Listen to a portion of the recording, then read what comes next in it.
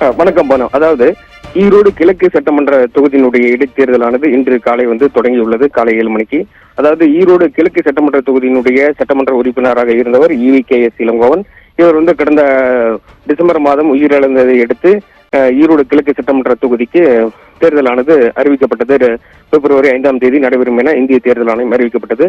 அதன்படி அதாவது ஈரோடு கிழக்கு சட்டமன்ற தொகுதியை பொறுத்தவரைக்கும் திமுக சார்பில் VC சந்திரகுமாரும், நாம் தமிழர் கட்சியினுடைய வேட்பாளராக சீதாலட்சுமியும் மற்றும் சுயேட்சை வேட்பாளர்கள் என மொத்தம் 46 பேர் இந்த தேர்தல் வேட்பாளராக களத்தில் உள்ளனர். இந்த நிலையில் ஈரோடு கிழக்கு சட்டமன்ற தொகுதியினுடைய இடைத்தேர்தலானது இன்று காலை சரியாக 7 மணிக்கு தற்போது தொடங்கியுள்ளது. ஈரோடு சம்பத் நகரில் உள்ள வாக்குச்சாவடியில் மாவட்ட ஆட்சித்தலைவர் ராஜகோபால் சுங்கர தற்போது வாக்களித்து வருகிறார்.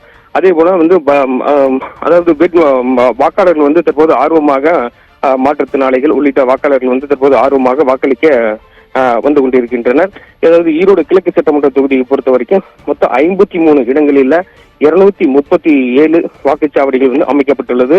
அதே போல 850 மின்னணு வாக்கு இயந்திரங்களும் EVM மிஷின் மற்றும் 284 கட்டுப்பாட்டு இயந்திரங்கள் வைக்கப்பட்டு தற்போது அந்த தேர்தல் வாக்குப்பதிவானது தற்போது நடைபெற்று வருகிறது. அது மட்டுமின்றி இந்த ஈரோடு கிழக்கு சட்டமன்ற தொகுதியை பொறுத்த வரைக்கும் 237 வாக்குச்சாவடிகளையும் தற்போது வாக்குப்பதிவானது நடைபெற்று வருகிறது. இதுல காவல்துறையினர் பலத்த பாதுகாப்பு பணியில் ஈடுபடுத்தப்பட்டுள்ளனர்.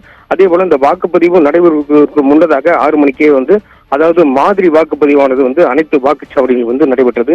அதாவது அந்த வாக்கு இயந்திரங்கள் சரியான முறையில் இயங்கியதா என்பது குறித்தும் அந்த வாக்குப்பதிவு இயந்திரங்கள்ல மாதிரி வாக்குப்பதிவு பதிவு செய்யப்பட்டுள்ளது.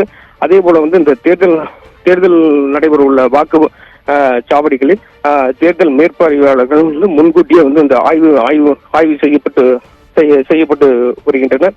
அது மட்டுமின்றி ஈரோடு கிழக்கு சட்டமன்ற தொகுதியை பொறுத்தவரை 9 வாக்குச்சாவடிகள் பதட்டமான வாக்குச்சாவடிகளாக கண்டறியப்பட்டு அதற்கு கூடுதல் பாதுகாப்பு பணிகளும் ஏற்பாடு செய்யப்பட்டுள்ளது.